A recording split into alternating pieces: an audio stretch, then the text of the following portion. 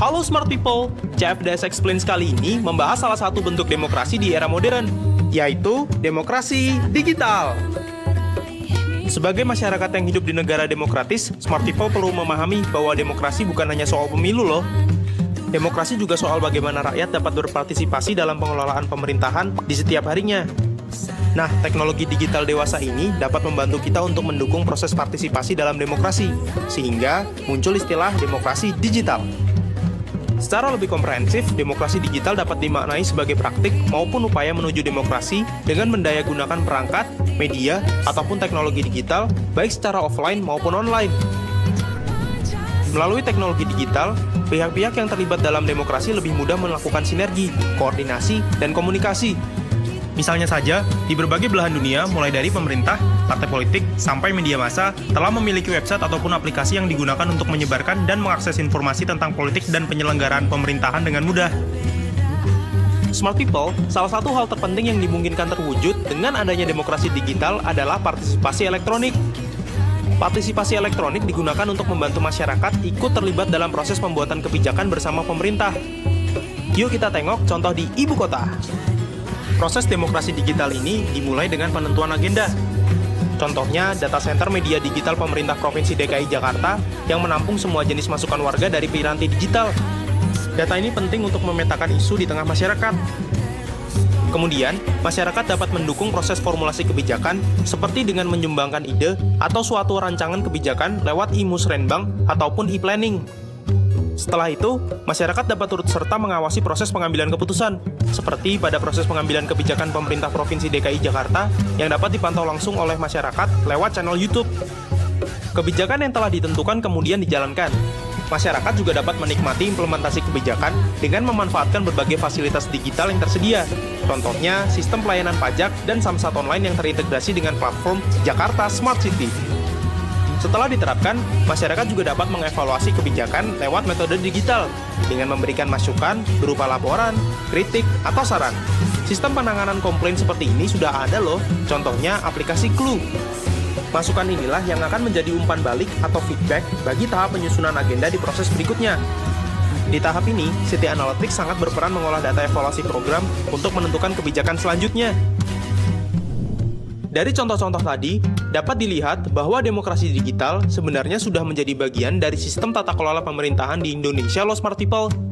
Tidak hanya di Jakarta, baik di level daerah hingga pemerintah pusat, demokrasi digital telah tersedia dan bisa dengan mudah diakses oleh semua kalangan.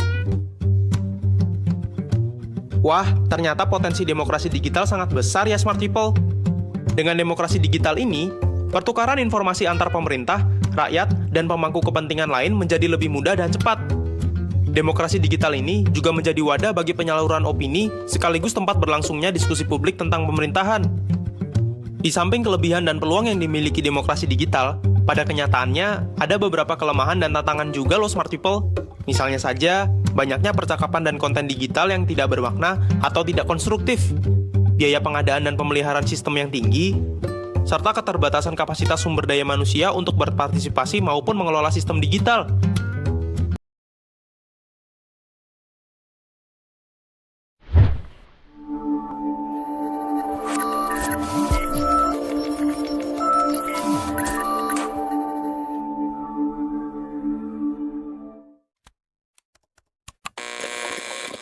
Okay.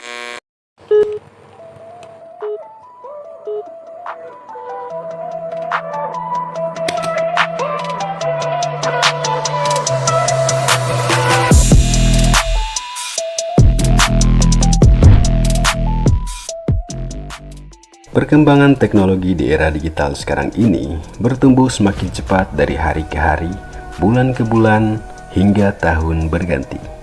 Secara tidak langsung dan tanpa kita sadari, penggunaannya mampu disesuaikan dengan kebutuhan kita. Dan tentunya membuat hal-hal yang dulu kita lakukan secara manual atau tradisional berubah menjadi lebih modern dan praktis. Berkurangnya komunikasi tatap muka secara langsung, kemajuan dalam memahami hal baru, bahkan penggunaan tenaga mesin yang menggantikan peran manusia merupakan dampak dari berkembangnya teknologi. Untuk lebih jelasnya, simak video ini sampai selesai. Istilah teknologi sendiri berasal dari perpaduan dua kata, yaitu techne dan logos. Kata techne dalam bahasa Yunani memiliki arti keterampilan, sedangkan logos yang berarti ilmu. Secara singkatnya, pengertian teknologi berarti ilmu yang mempelajari tentang keterampilan. Penggunaan istilah teknologi sendiri diadopsi dari bahasa Inggris teknologi sejak abad ke-20 yang bersamaan dengan berakhirnya revolusi industri kedua. Secara fungsi, teknologi adalah sebuah sarana dan prasarana yang menyediakan sebuah barang atau komponen yang diperlukan bagi kelangsungan dan kenyamanan hidup manusia. Seiring perkembangannya, dengan banyaknya penemuan dan uji coba ilmiah, teknologi mengalami perluasan makna. Dari mesin, kemudian diubah menjadi sebuah benda yang tidak berwujud, atau dalam dunia digital biasa disebut software. Perkembangan teknologi yang paling pesat adalah pada saat munculnya era revolusi industri 4.0, yang mana mesin-mesin, software, dan berbagai macam alat canggih lainnya mulai diciptakan untuk mempermudah manusia dalam melakukan aktivitas serta meningkatkan produktivitas di dunia digital dengan sangat cepat. Munculnya teknologi tentunya memberikan banyak manfaat. Salah satu manfaat yang tengah kita nikmati sekarang adalah penggunaan mesin pencarian digital yang merupakan wadah untuk mencari tahu segala hal yang ada di dunia. Ya, Google, yang merupakan mesin pencarian digital tercanggih di abad ini. Manfaat teknologi secara umum adalah mempermudah penggunanya dapat mengerjakan banyak hal dengan lebih cepat dan sesuai dengan keinginannya. Kemajuan teknologi tentunya membuat banyak perubahan terhadap sebuah negara, tidak terkecuali di Indonesia. Dari pesatnya perkembangan teknologi ini, ada beberapa dampak yang ditimbulkan. Karena adanya teknologi, pertukaran sebuah informasi akan menjadi lebih mudah dan cepat, mempermudah pekerjaan manusia, serta membantu sistem pembelajaran yang dapat dilakukan secara online tanpa harus melakukan tatap muka. Perputaran ekonomi juga bisa dilakukan dengan sangat mudah, dan dampak lainnya adalah munculnya kebiasaan sosial yang baru.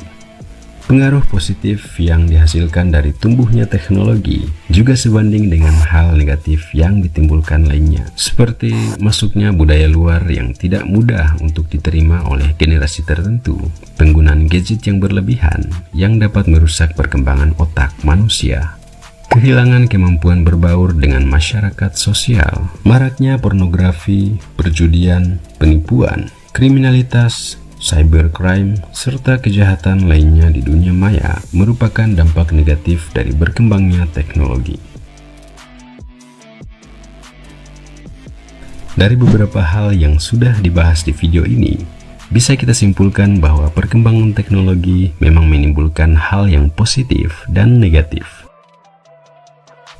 Untuk dapat menekan hal negatif yang dapat mempengaruhi diri kita sendiri, adalah kita harus mengelola kemajuan teknologi informasi ini dengan baik. Jadi, tantangan terbaru kita adalah mampu menguasai teknologi atau dikuasai oleh teknologi itu sendiri.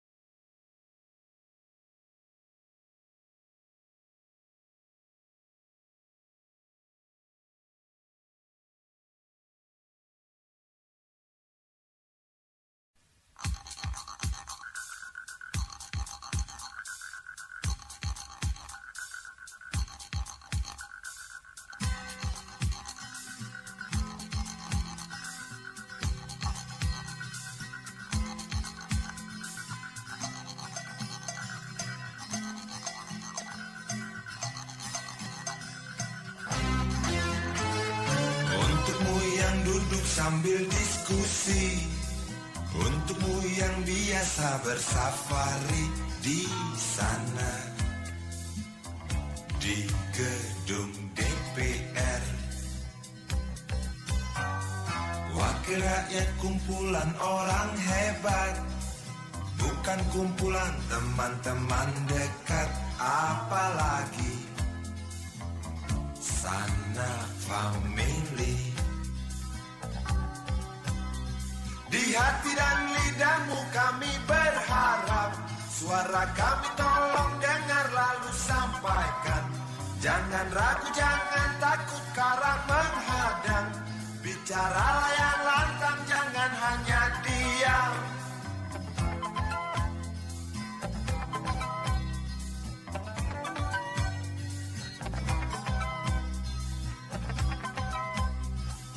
Kantong safarimu kami titipkan masa depan kami dan negeri ini, dari Sabang sampai Merauke. Saudara dipilih bukan di lotre, meski kami tak kenal siapa saudara.